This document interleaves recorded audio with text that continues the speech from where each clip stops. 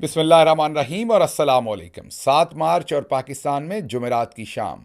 आज अभी तक की इम्पोर्टेंट खबरें और मेरा तज्जिया। सबसे पहली खबर, शहबाज शरीफ साहब की आज मुलाकात हुई है chairman joint chief of staff lieutenant general Sahir साहब से, और कल उनकी मुलाकात हुई थी army chief lieutenant general Asim Munir साहब से। दो मुलाकातें, दो कहानियां, एक में सलूट पे सलूट मुस्कुराहटें और दूसरे में सर्द मोहरी मुंह सूजा हुआ था शहबाज शरीफ साहब का। माजरा क्या है, दूसरी खबर आपके सामने रखेंगे। कल रात अडयाला जेल के करीब से 3 दहशतगर्द गिरफ्तार हुए थे जो बमों से लेस अडयाला जेल के नक्शे के साथ अडयाला जेल के करीब तर पहुंच गए थे हमला करने पर।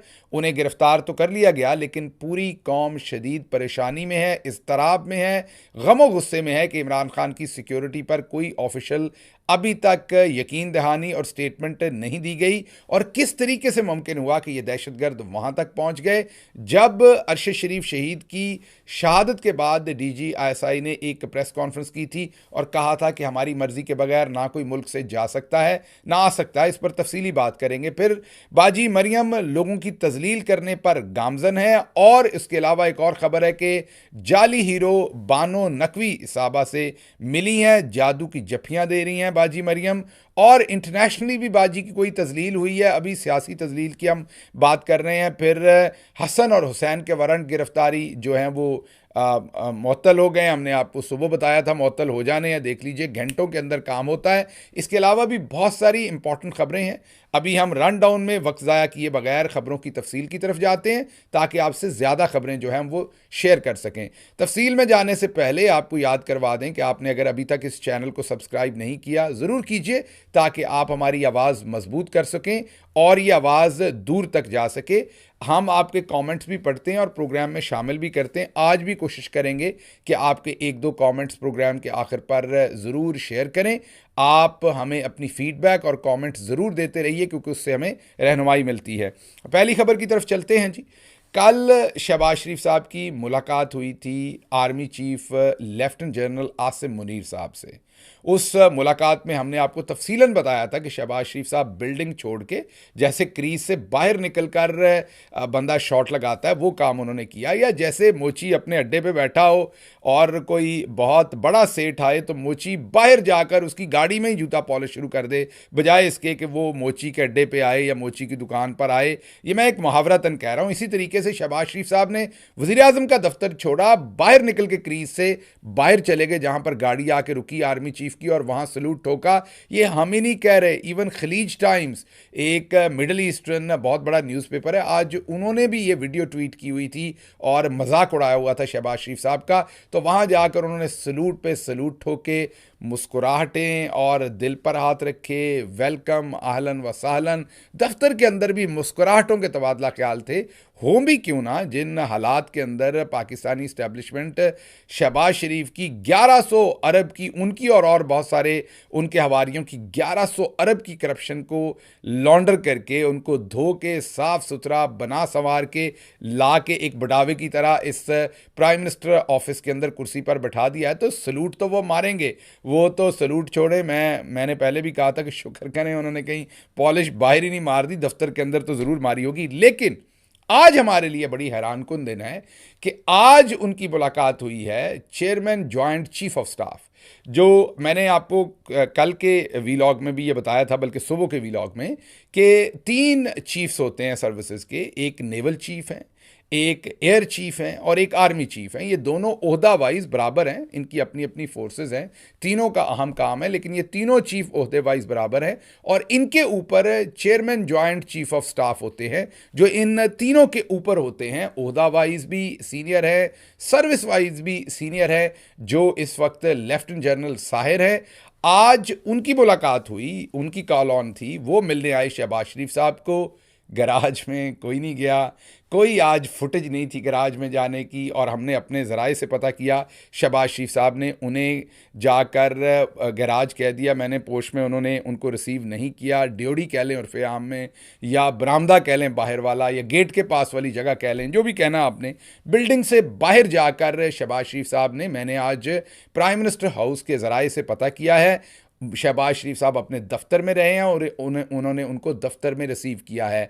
तो आज जब जनरल साहिर पहुंचे हैं तो उनको अमूमी तौर पर जो स्टाफ लेता है, जो वहाँ फोर्सेस का स्टाफ होता है, वो ब्रिगेडियर साहब होते हैं, दूसरे लोग, उन्होंने रिसीव किया, लेकर वो उन्हें ले आए। दफ्तर के अंदर शहबाज शरीफ साहब मौजूद रहे। जब वो आए तो दफ्तर के अंदर उन्होंने उन्हें रिसीव किया।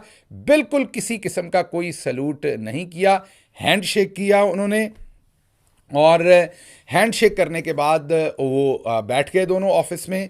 और आप वीडियो में देख सकते हैं कि किसी किस्म की कोई वहाँ पर कोई मुस्कुराहटों के तबादले नहीं थे, किसी किस्म की कोई जादू की जफ्फियाँ, किसी किस्म की कोई सलूट, दिल पर हाथ, कुछ ऐसा काम नहीं था। अब ये हमारी समझ से बाहर है कि इस्टेब्लिशमेंट तो सारी मुतबर होनी चाहिए। ये सारा जो आपके लिए सारी जो आप पे मेहरबानी आई, ये तो पूरी इस्टेब्लिशमेंट नहीं की है ना।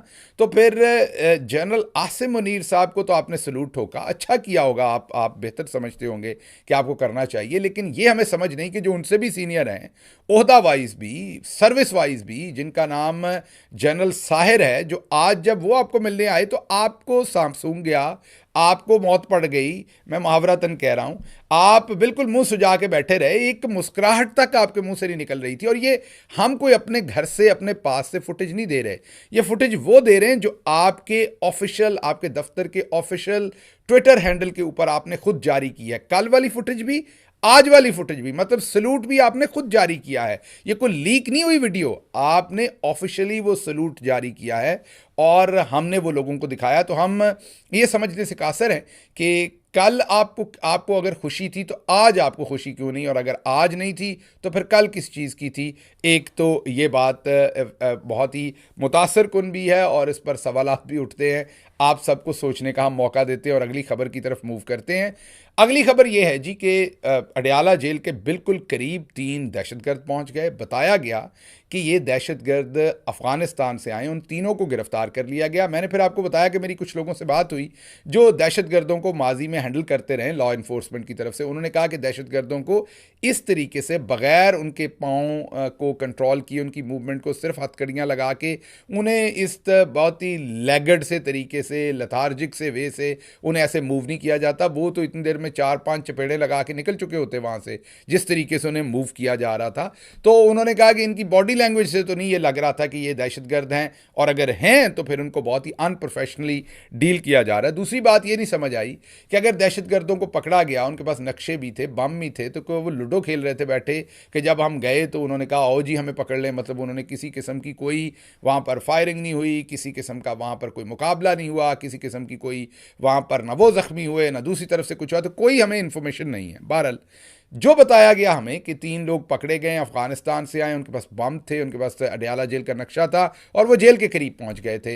अब इसके ऊपर लोगों को बहुत शदीद इज़्तिराब है कि ये लोग जेल के करीब तक कैसे पहुंच गए। जब अरशद शरीफ साहब की शहादत हुई थी तो उसके बाद DG ISI साहब ने क्या कहा था, सुनिए। और अगर एस्टेब्लिशमेंट चाहती कि वो मुल्क ना छोड़े तो क्या वो मुल्क छोड़ सकते थे?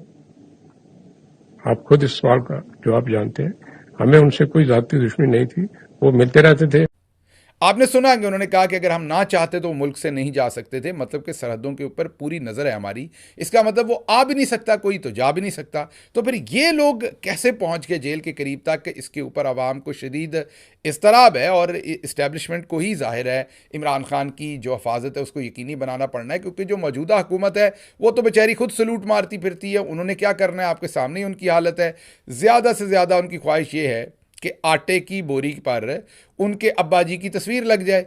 वो तो ज़्यादा से ज़्यादा लोगों की तस्वीरें खींच रहे हैं, जो आटे की बोरी लेना चाहता है उसकी तजलील कर रहे हैं। ये उनकी औकात है सियासी तौर पर, माजरत के साथ यही उनकी सोच है और यही उनका कंट्रोल है। तो इमरान खान की जो सिक्योरिटी है और दहशत गर्दी और तमाम चीज़ें, उस पर तो हमारी जो इस्टेब्लिशमेंट है उसी को जवाबदेही करनी पड़नी है और एक पॉलिसी स्टेटमेंट देनी पड़नी है कि क्या इमरान खान की सिक्योरिटी को महफूज बनाया हुआ है या नहीं, और ये जो दहशत गर्द आए इसके बाद सिक्योरिटी सिक्योरिटी में आपने क्या उसको बीफ अप किया है? क्या इमरान खान की सिक्योरिटी पर हमें परेशान होने की ज़रूरत है अभी भी, या अब आप टेक केयर करेंगे? इस मामले से लेसन लर्न किया जाएगा कि दहशतगर्द इतने करीब तक पहुंच गए? तो इस पर बहुत सारे सवालात हैं और हम जवाबात के मुंतज़िर रहेंगे। अवाम में, सोशल मीडिया पे और हर जगह पर शदीद गम गुस्सा है इस चीज़ के ऊपर। अच्छा जी, अगली खबर, मरियम नवाज साहबा ने अवाम की तजलील करना जारी रखी हुई है। लोगों को जब आटे का थैला दिया जाता है जिस पर उनके अब्बा हजूर का बूथा, पंजाबी में बूथा कहते हैं, उर्दू में चेहरा कहते हैं और अंग्रेज़ी में फेस कहते हैं, और उनके अब्बा जी का बूथा लगा हुआ है, और आपको बड़ा मायूब सा लफ्ज़ लग रहा होगा, लेकिन पंजाबी ऐसी है, आपने इसको बना लिया हुआ है मायूब। अगर आप सोचें तो मतलब पाकिस्तान में किसी को अंग्रेज़ी में वही वाली बात कहो तो उसको बुरी नहीं लगती, वही बात उर्दू में, पंजाबी में कहो तो वो बहुत बुरी लगती। इस बात की मुझे आज तक समझ नहीं आई, लेकिन बहरहाल सिंपल बात यह है कि वो थैले लगाकर बाजी प्रेस कॉन्फ्रेंसेस भी कर रही हैं। आज जब उनसे प्रेस कॉन्फ्रेंस में एक सहाफ़ी ने सवाल किया तो ये ज़रा जवाब सुनिए। लेकिन उनकी जो तस्वीर बनाकर उनकी मीडिया को वो तस्वीर पहुंचाई जा रही है। 3 मार्च को ये मंसूबा शुरू हुआ था, पहले प्रोजेक्ट। मैं मुझे आप ठीक कह रहे हैं, और आपको पता है कि मैंने कल क्लियर इंस्ट्रक्शंस जारी किए हैं, और ये जो हमने तस्वीर ली है ना, हम उसको खुफिया रख रहे हैं।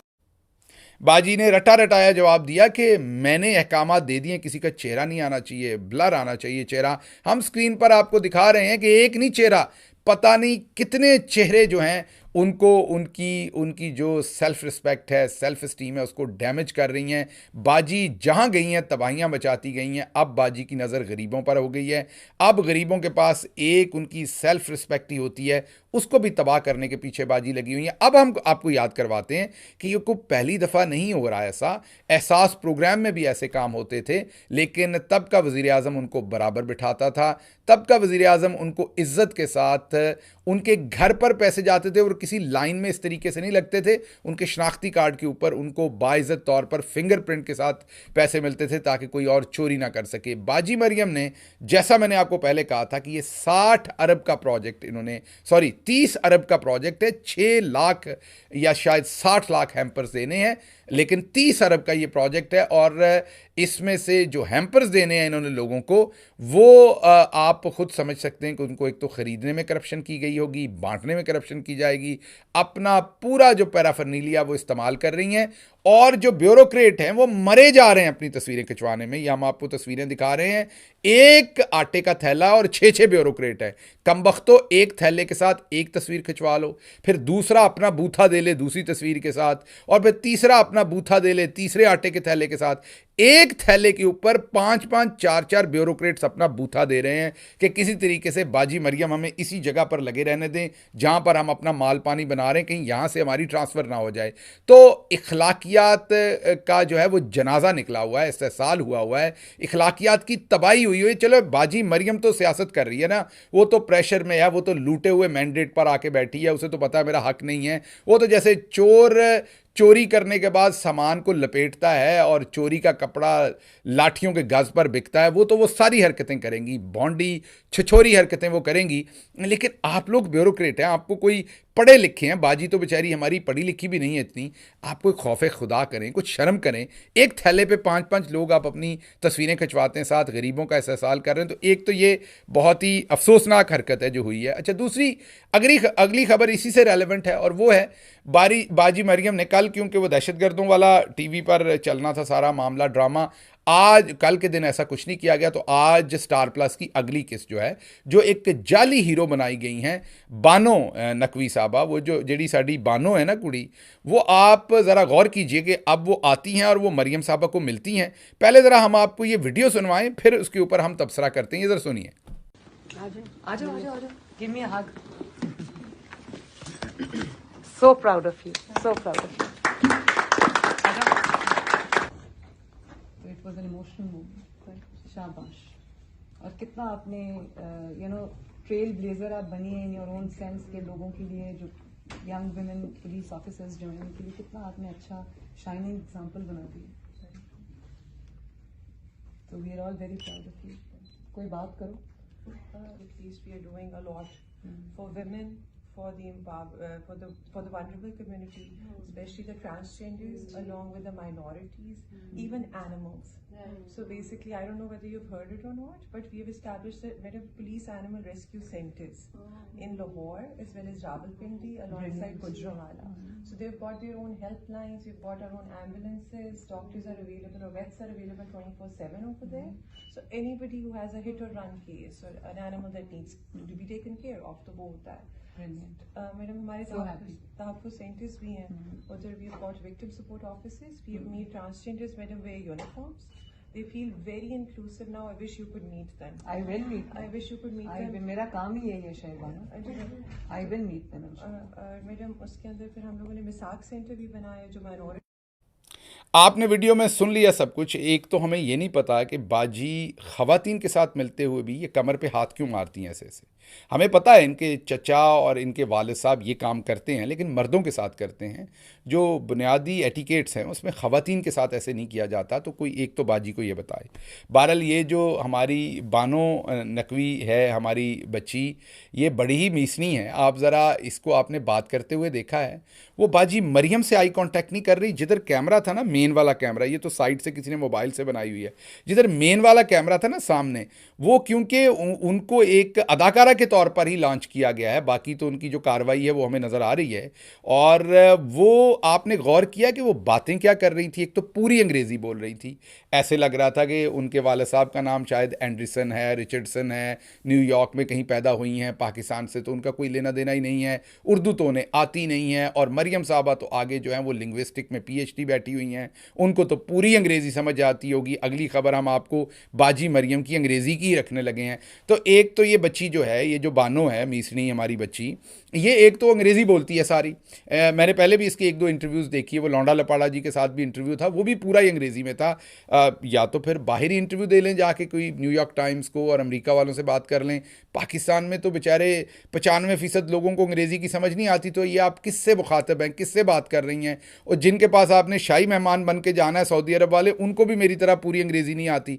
तो बहरहाल एक तो उन्होंने अंग्रेज़ी बोली. दूसरा उन्होंने ये बताया कि हमने शेल्टर हाउस बनाया है, एनिमल्स के लिए शेल्टर हाउस. देखिए, जानवरों से प्यार करना चाहिए, सुन्नत रसूल सल्लल्लाहु अलैहि वसल्लम भी है, हमारे कल्चर में भी है. वैसे भी जानवर मासूम होते हैं, लेकिन उसके साथ साथ इंसानों से भी प्यार करना है.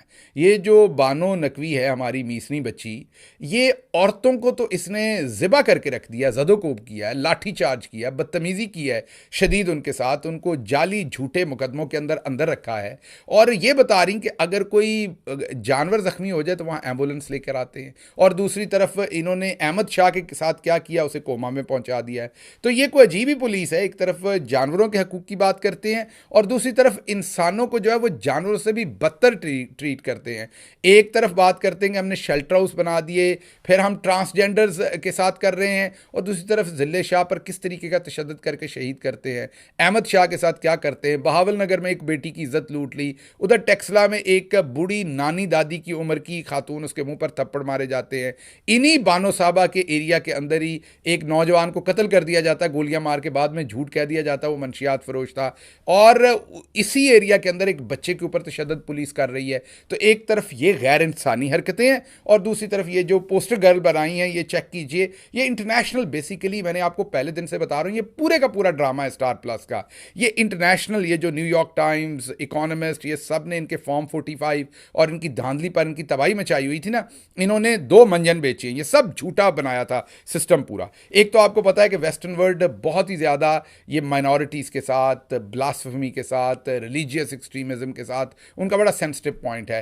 तो एक तो वो जो बेचा गया ना कि लोग जो है वो जो मौलवी साहबान थे वो लिंच कर देने लगे थे खातून को जिसने वो कुर्ता पहना हुआ था. ये सब ऑर्केस्ट्रेटेड था, ये सब बनाया गया था पूरे का पूरा ये माहौल वहाँ पर इस मोहतरमा के लिए, ताकि इंटरनेशनल मीडिया को इंगेज किया जाए और पाकिस्तान के बारे में जो धांधली की खबर आ रही है उस खबर को चेंज करके ये खबर उसकी जगह पर प्लेस कर दी जाए. और अब गौर कीजिए, पाकिस्तान में जाहिर है लोग मोहब्बत करते हैं जानवरों से, लेकिन यहाँ शेल्टर हाउस का उस तरह से कॉन्सेप्ट नहीं है। ये दोबारा गोरों से कम्युनिकेट किया जा रहा है कि शेल्टर हाउस बना दिए हैं, एम्बुलेंस आएगी, हमने ये कर दिया है, मतलब कि वो हमारे इंसानों से छोड़ दें कि यास्मीन राशिद के साथ कैंसर की मरीज़ा के साथ हम क्या कर रहे हैं, आलिया हमज़ा के साथ क्या कर रहे हैं, सनम के साथ क्या कर रहे हैं, आयशा भुट्टा के साथ क्या कर रहे हैं, ज़मानतें दे के ज़मानतें कैंसिल कर रहे हैं, अहमद शाह के साथ, जिले शाह के साथ, उनके साथ क्या कर रहे हैं, इस पर बात नहीं करें, एनिमल्स की बात कर रहे हैं। तो ये सब मिले हुए हैं ड्रामे और जफ्फियों पे जफ्फियाँ एक दूसरे को जादू की दे रहे हैं और पूरी कौम को मामू बना रहे हैं।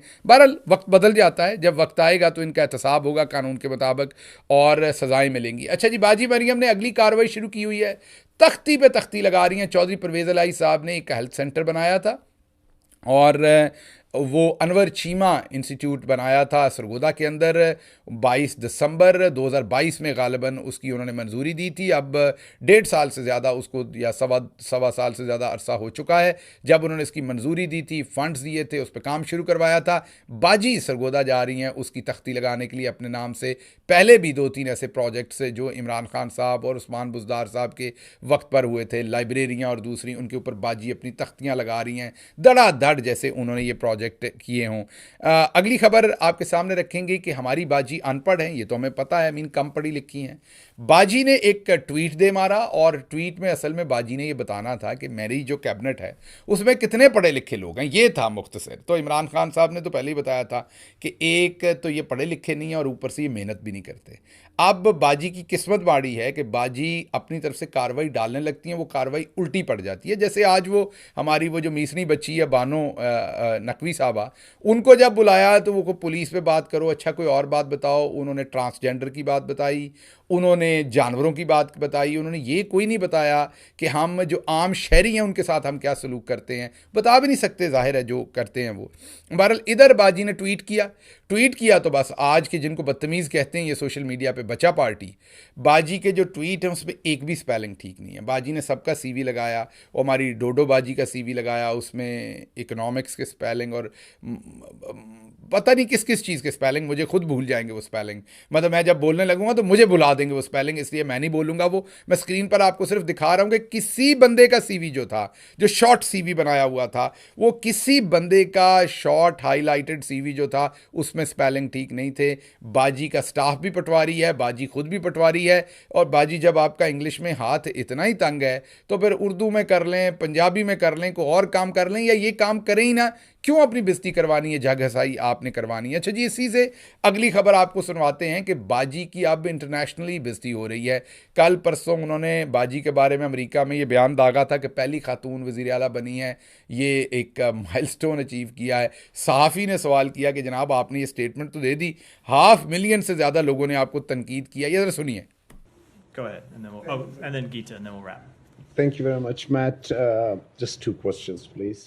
One question is, I want to give you an opportunity. You had again called Maryam Nawaz a milestone, and in 48 hours, 500,000 people in Pakistan have said that Matt should take this milestone statement back because her father was corrupt, came her name in Panama Papers, she has been accused of corruptions, and you are calling her milestone. So, I mean, I do not get 500,000. I do not have any update on my comments. Okay, second question. तो वो जो अमेरिकी representative थे उन्होंने कहा मैं नहीं इस पर जवाब दे सकता, मैंने तनकीद नहीं देखी, वो पतली गली से कट मार के निकल गए। मतलब बाजी की अब जो इज़्ज़त अफजाई है वो इंटरनेशनली भी हो रही है।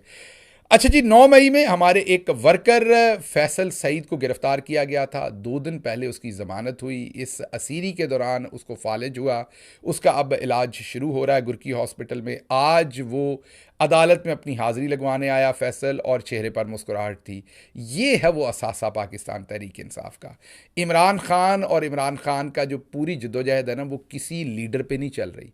अगर कोई हमारी पार्टी का लीडर समझ रहा है ना कि इमरान खान की जो पूरी की पूरी जद्दोजहद है, इमरान खान का जो पूरे का पूरा नज़रिया है, इमरान खान की जो पूरी की पूरी फ़िलासफ़ी है, वो हमारे किसी लीडर पर चल रही है, तो ऐसा बिल्कुल नहीं है। वो चल रही है तो वो हमारे इस फैसल जैसे वर्कर्स के सर पर चल रही है। रही है, जो देखिए इतनी मजबूरियां, इतनी परेशानियों में से गुजरने के बावजूद भी मुस्कुरा रहे हैं, खड़े हैं। हमें फ़ख्र है फैसल के ऊपर, फालिज होने के बावजूद वो खड़े हैं। लेकिन अदालत से मेरा एक बसद एहतराम है कि अदालत के पास एक ऑप्शन होता है कि वो हाज़री माफ़ी दे सकते हैं और इनकी जगह पर प्लीडर लग सकता है, एक वकील जो इनकी जगह पर हाज़री लगवा देगा। तो कुछ खुदा का खौफ करें, आपके अपने बच्चे भी होंगे जज साहब, आपने मर के किसी दिन खुदा के सामने भी जाना है, कुछ ख्याल भी करें और बसद एहतराम कुछ शर्म भी करें। एक बंदा उसको फालिज हुआ और उसको भी आप अदालत में हाज़री के लिए बुला रहे हैं, वो भी झूठे केस में, कुछ खुदा का खौफ करें।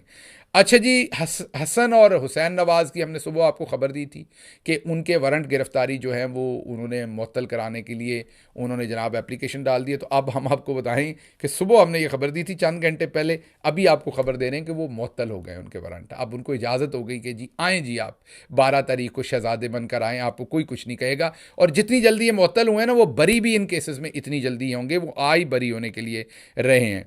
अच्छा जी, अगली खबर जो आपके सामने रखेंगे वो हैं आज के आपके कमेंट्स।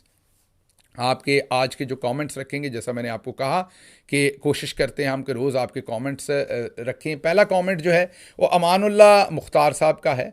उन्होंने कहा कि मौजूदा सूरत हाल का जायज़ा लेने के बाद मेरा ख्याल है कि पाकिस्तान में बजाय वज़ीर-ए-आज़म का इलेक्शन करवाने से बेहतर है कि चीफ़ ऑफ आर्मी स्टाफ का इलेक्शन करवाया जाए। इस तरह वक्त और पैसा दोनों ही बचाया जा सकता है और आवाम को भी तसल्ली रहेगी कि उनका मुंतखब नुमाइंदा ही पूरे मुल्क की भाग दौड़ संभालेगा। ये मैनू ये नहीं पता अमानुल्लाह मुख्तार साहब है कितने ने और इस तो बाद इन्हां दी भाग दौड़ कौन संभालेगा। बहरहाल कोई तुसी ख्याल करो, ध्यान करो, ठीक है ना। मैनू भी तुसी मरवाओगे तो आप भी मरोगे, कुछ ध्यान करो। अच्छा जी, अगली खबर आपके सामने रखेंगे। आप अगला कमेंट जो है वो आपके सामने रखते हैं। आप में से अक्सर लोग, किसी ने हिंदी लिखी हो तो तड़प उठते हैं, ये हिंदी क्यों लिख दी है। लेकिन आपको सिर्फ ये बताने के लिए कि ये ज़रा हिंदी कमेंट तो आप नहीं पढ़ सकेंगे, तो हम आपके सामने अब इसकी ट्रांसलेशन रख रहे हैं। ये मोहम्मद नवाज साहब हैं और ये हैं मलीरकोटला, पंजाब से। मलीरकोटला एक वहाँ का शहर है। वहाँ से उन्होंने कहा है कि गिल साहब अस्सलाम वालेकुम, भाईजान की हाल है। अल्लाह पाक इमरान खान साहब में ही प्रोटेक्ट हिम, आमीन।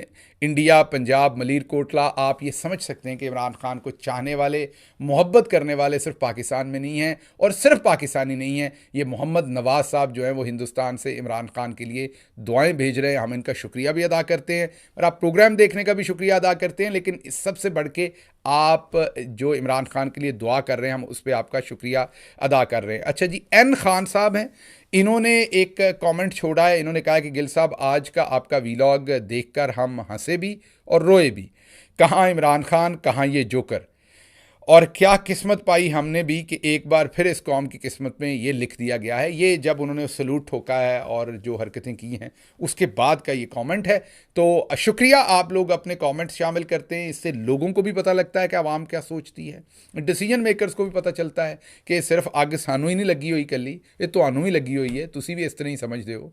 सो ये हमने आपके सामने रखा है। आज का जो हमारा पंजाबी वीलॉग है वो एक तो शहबाज शरीफ साहब के सलूटों के ऊपर है, जो उन्होंने सलूट पे सलूट ठोके हैं, और एक उनकी ज़िंदगी में कोई शबाना है। वो कौन है शबाना? क्योंकि हर बात के साथ वो शबाना शबाना शबाना कर रहे हैं। तो हमने पता लगाने की कोशिश किया है कि ये कौन है शबाना, कौन उनकी ज़िंदगी में है, क्या उसके असरात हैं, क्या उनके वज़ीर आज़म बनाने में शबाना का भी काम है। तो इंटरेस्टिंग ये स्टोरी है, आपके सामने आज के पंजाबी वीलॉग में रखी है, उसको देखिए, एंजॉय कीजिए। इसके साथ ही मुझे इजाज़त दें। अल्लाह आपका हामी और नासिर हो। पाकिस्तान जिंदाबाद।